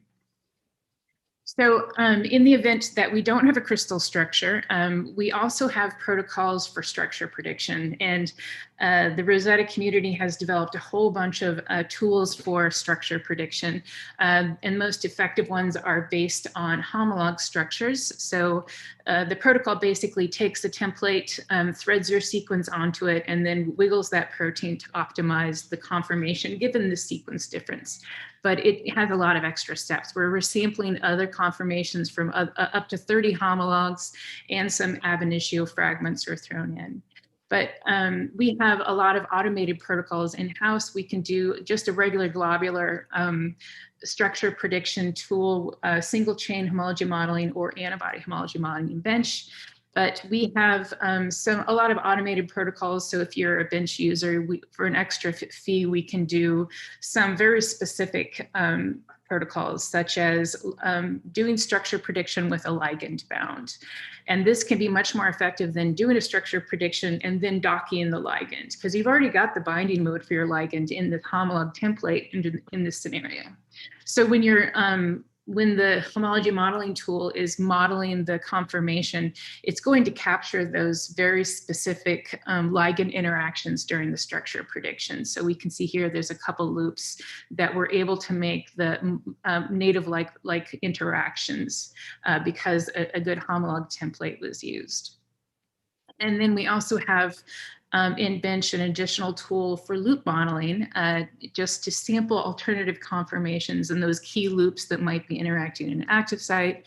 This tool was benchmarked with residues up to 17 amino acids long, and its accuracy in about 75% was under 2 angstrom RMSD. So it's oftentimes very useful. So in this scenario, I didn't need to do any loop modeling because the active site is a place I'm really leaving alone, and I'm identifying mutations in other parts of the protein to optimize the Rosetta score.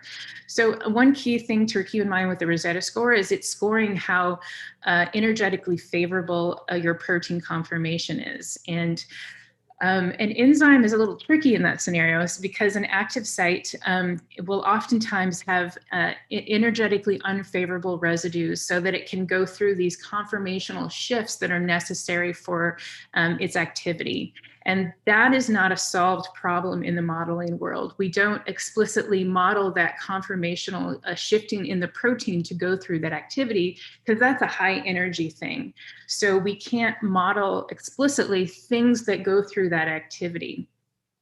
So the default Rosetta method is to find stabilization, and stabilization can kill an enzyme. So as I mentioned, we're stabilizing away from the active site. That's one way to avoid killing activity.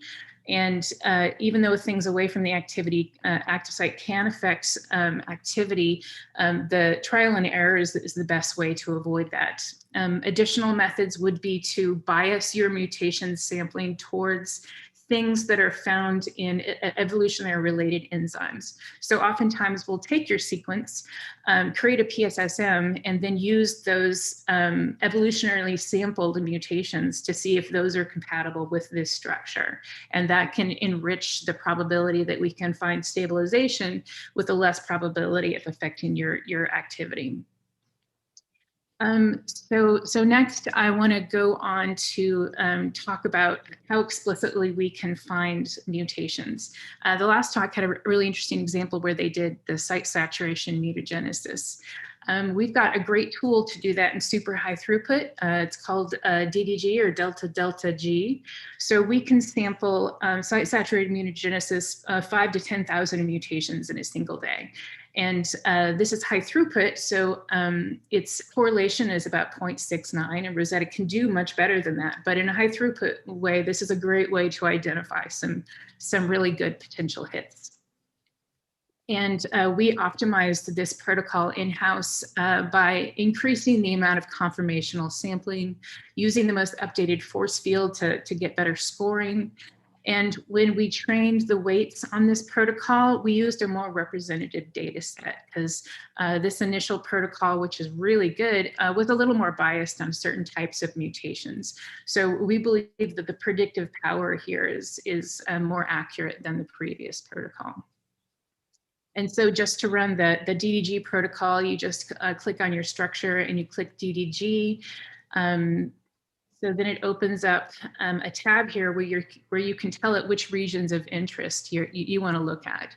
So it'll show you a chart with all the positions, tell you what the original residues are, and give you all the possible mutations. So you might just want to do a quick alanine scan through the whole thing.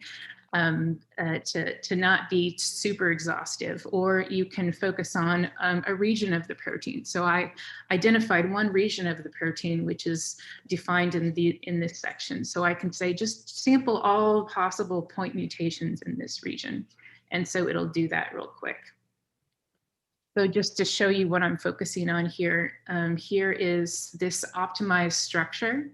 I chose one region that is a good spot away from the active site, but looks like a good space where we've got interacting residues that might be good for finding stabilizing combinations of mutations or single point mutations. So, so this region right here is what is listed in this DDG. So it can sample all these point mutations. So once this protocol is run, what it'll show you is for each position, the Rosetta energy score change basically after that point mutation has been done. And it's just a local wiggle. It's not wiggling the whole protein. So some aggressive mutations could be a little wrong, but you can see that it identifies some improvements. But since this is an enzyme, you'll get more regions that are unfavorable in their original position. There's a lot of residues that have stabilizing mutations, especially in the active site. But combinations of mutations are more likely to get you significant stability. I mean, you can oftentimes find a point mutation that will increase the TM a couple degrees. The occasional lucky one will get you 5. But if you want like a 10-degree improvement in TM, oftentimes you'll need a combination. So in this example, I've chosen these residues here, and I want to allow the protocol to sample multiple mutations in this region. So I use this optimized structure. I click the relaxed design protocol, which basically is running the relaxed protocol, but on each iteration when it's sampling, it's picking a random position that I'm allowing it to mutate, and a random mutation of the set I allow it to sample. Creating that mutation, wiggle, score, and deciding if it wants to keep it. And it keeps that trajectory for 10,000 steps, basically, and decides if it wants to, it choose whatever the most energetically favorable combination of mutations, and it shows you the structure for that.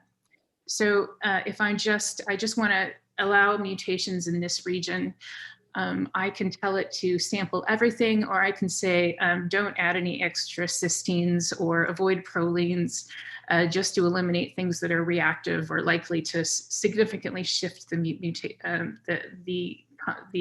conformation.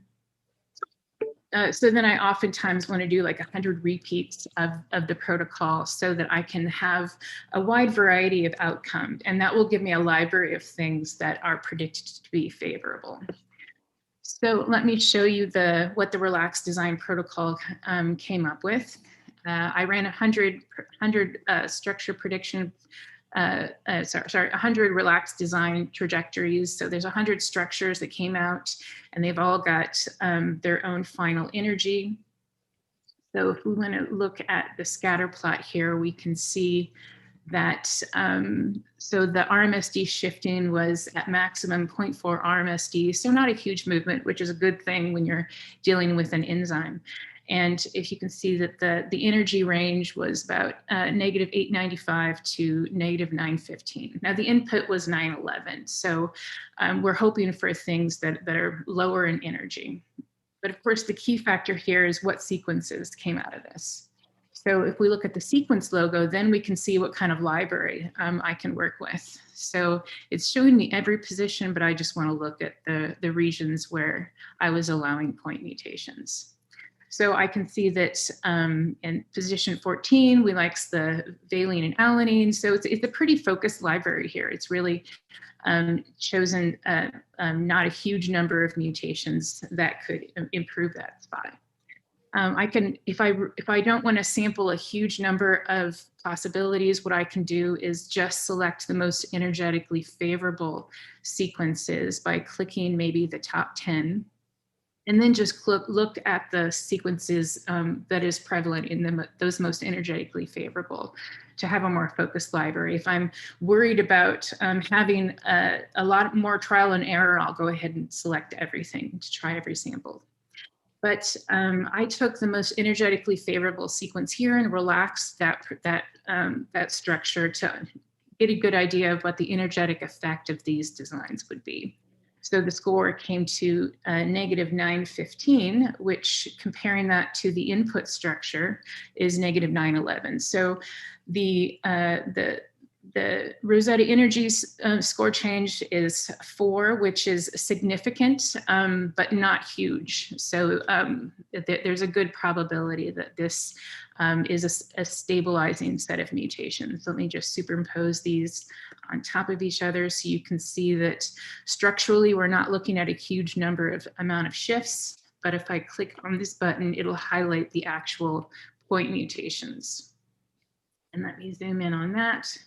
We'll go ahead and put that in full screen mode to get a look at what kind of mutations we've got here. So the point mutations, a little bit of space filling mutations here, maybe on the edges. This might affect the solubility.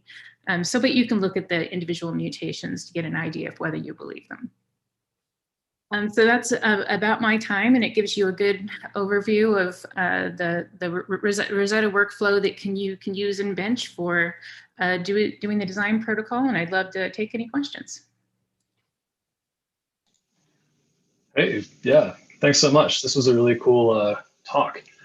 I have one question maybe ahead of the Q&A answer window.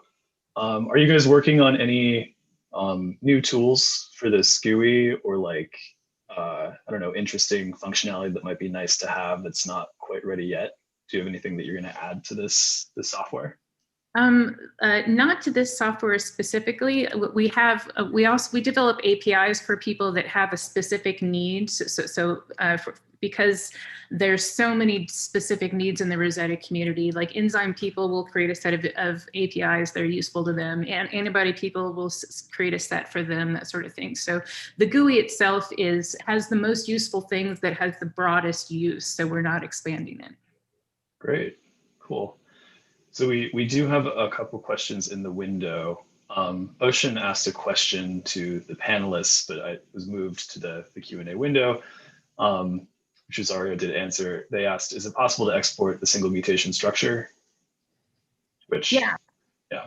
So if you just click that, you can download the whole PDB, or just like the FASTA or the raw scores for that structure. So it gives you the Rosetta score and then the individual components of the score. Great. So we also got a question from Margaret Winkler. I'm going to ask Margaret if she wants to answer live. I can promote you to unmute. So if you're prepared to ask, you can go ahead and ask. If not, I'll ask it for you. Yes, thanks. Hi, Karen. Hi. Thanks for the nice talk. I was wondering, you said that active sites usually have unfavorable, so energetically unfavorable residues. So would it then be possible if you had, say, a crystal structure of an unknown protein to discover the active site residues by looking at the most unfavorable residues?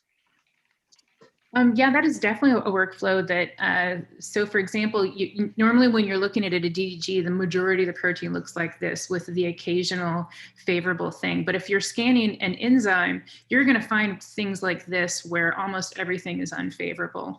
And that's going to be, that really focus you on key regions. Unfortunately, there's like a lot of them. So some of these might have to do with, I mean, this you never see this kind of blue in a whole region. So, I mean, it'll over predict, but it can definitely narrow it down from like 500 residues to maybe like 50 key points. And if you look at the actual, so I actually highlighted every position that had an unfavorable, a highly unfavorable current residue. And you can see that, let me just put that in green. You can see that it's all over the enzyme. And so a lot of these are surface things. So that implies that there's an interaction with another protein partner in that region. So that can be one reason for it. But yeah, the key active site residues are also going to look super unfavorable. So that'll like hone you in, but it won't like definitely identify. Thanks. Great. So we have another question here. Can you work with metal cofactors for the protein homology optimization? For the homology modeling, yes, definitely. If the template has metal cofactors present, so oftentimes we need to add an extra tweak when a metal is present. I say often, it's maybe 10 to 15% of the time, because metal in modeling is not like the full partial charges aren't quite as accurate in the modeling world. So they generally tend to stay in the correct position, but sometimes you have to add an extra constraint when you're modeling with a cofactor present to keep the orientation in its correct position. But in most cases, like I often model like zinc binding proteins, and that's that sort of thing, and the zinc stays in its correct orientation. And like magnesium and stuff can really help like a DNA stay in its correct orientation, even without that extra constraints, but sometimes that's needed. Cool. And I think we have time for one more. We're almost at time.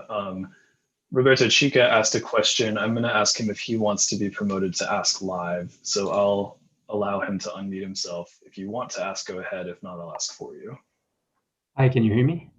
Yep. Okay, great. Very interesting talk. Thank you. My question has to do with, you showed us the result of multiple relaxed design trajectories, and then you generated a web logo from them. So I'm wondering if you then optimize the structures for each combination of mutations, because some of them may not be good together.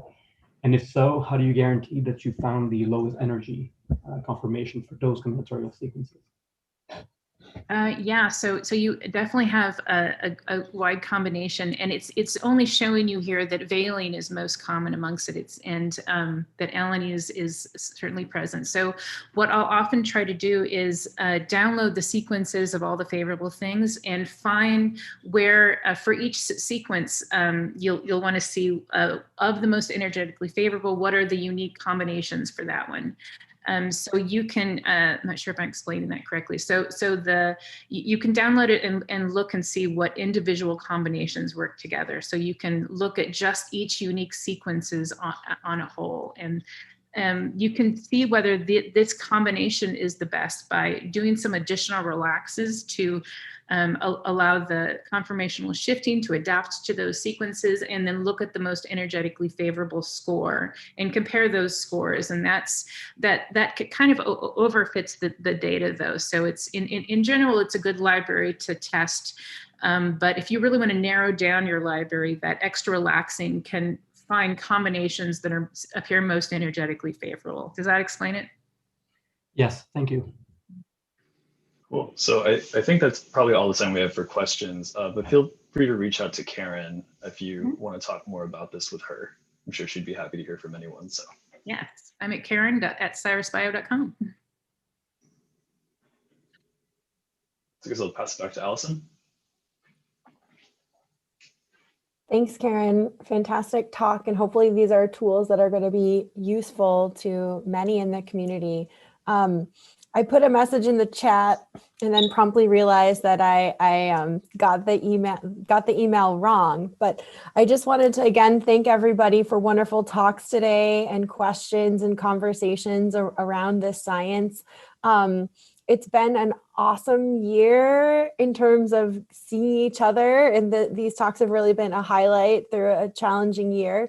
And we'll keep it going as long as there are people eager to present and people show up and enjoy the talks and discussion. So if you want to present at an upcoming meeting, or if you have a trainee that you think could be wonderful to give a talk in this platform, please just shoot us an email. So the email is biocatmeetup@gmail.com. And we'll follow up with you. And so this will be helpful to us in making sure we're reaching diverse sets of speakers moving forward. All right. Thanks everyone again for attending today. Take care. Thanks everyone. Thank you, everyone. Thank you, Alison. And as a reminder, the next meetup is in May 20th. Again on Thursday, 11 a.m. Eastern Daytime. Thanks, Anya. That's important info. Thanks, everyone. Thanks, Karen. Thanks, big thanks to all the speakers and the PIs who introduced them. Thanks a lot.